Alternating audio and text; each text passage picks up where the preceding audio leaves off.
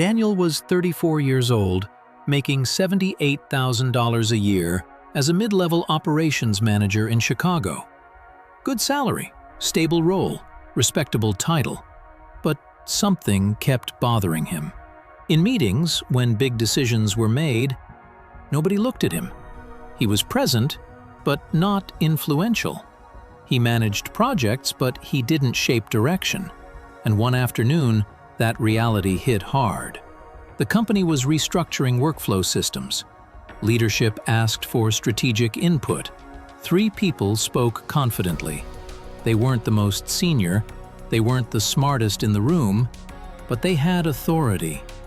When Daniel finally gave his suggestion, the room nodded politely and moved on. That silence stayed with him, because here's the painful truth. Hard work builds reputation. Authority builds leverage. And Daniel had reputation, but no authority.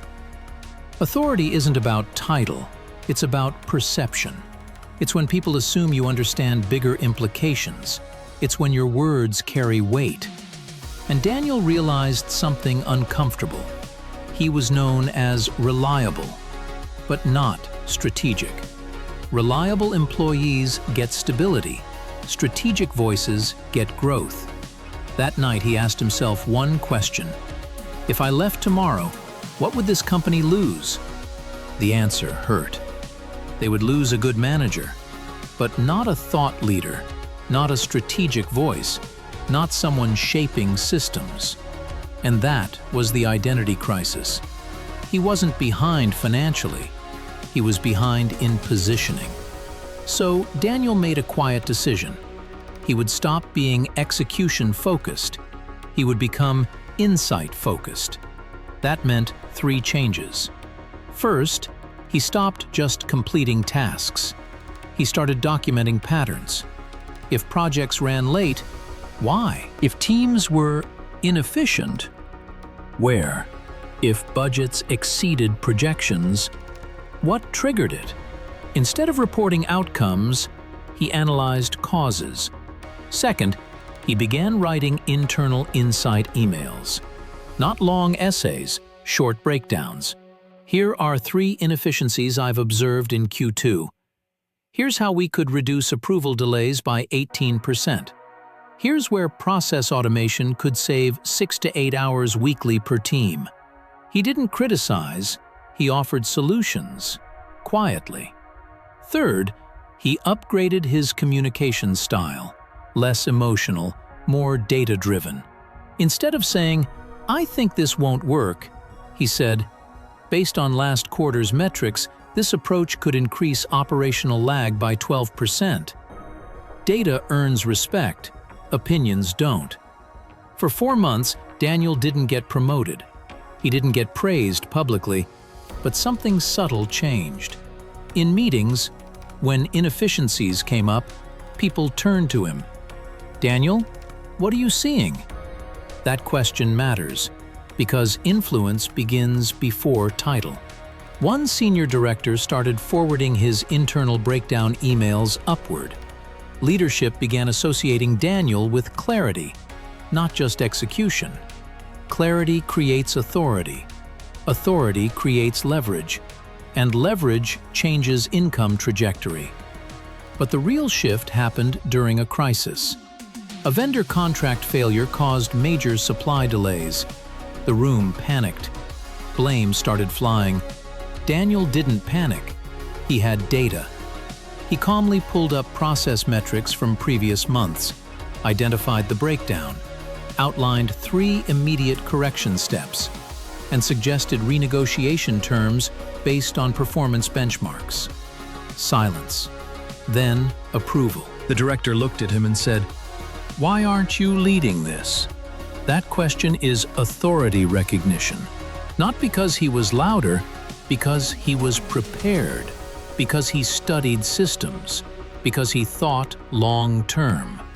And Daniel understood something most employees never learn. Authority is built before it's granted. You don't wait for leadership, you demonstrate it. The vendor crisis didn't just get resolved, It reshaped Daniel's trajectory. 2 weeks after that meeting, he was invited to a smaller executive session. Not as a note-taker, not as an observer, as a contributor. That was new. And here's what changed internally for him. He stopped asking, "How do I do my job well?" He started asking, "How does my department affect profit, risk, and scalability?" That shift in thinking separates managers from decision-makers. Over the next 3 months, Daniel kept building quiet authority. He created a recurring internal report called Operational Risk Snapshot. 1 page, clear metrics, 3 risks, 3 solutions. Simple, but consistent. Consistency builds credibility. Credibility builds authority, and authority builds leverage. 6 months after the vendor crisis, his director called him into a meeting. They were creating a new role, Operations Strategy Lead. It wasn't just a title change, it meant cross-department influence, budget oversight, vendor negotiation power, executive visibility. Old salary, $78,000.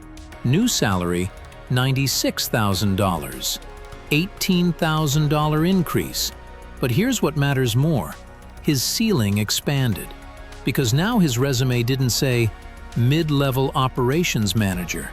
It said Operations Strategy Lead, Risk and Efficiency Optimization. Language signals level. Level determines pay band. Within a year, a recruiter from a national logistics company reached out. They weren't looking for managers. They were looking for strategic operators. Offer: $118,000 base plus performance bonus. From $78K, $96K, $118K in 14 months. Not because he worked more hours, because he built authority before he had the title. Here's the deeper psychological lesson. Most employees chase recognition. High earners build relevance. Recognition is emotional. Relevance is financial. If your insights directly affect profit, cost control, scalability, or risk reduction, you become expensive to replace. And expensive to replace means higher negotiation power. Daniel once sat quietly in meetings. Now he shaped agendas. That didn't happen because he waited. It happened because he thought beyond task execution. Authority is not given. It's demonstrated repeatedly until it's undeniable. And here's the uncomfortable question for you.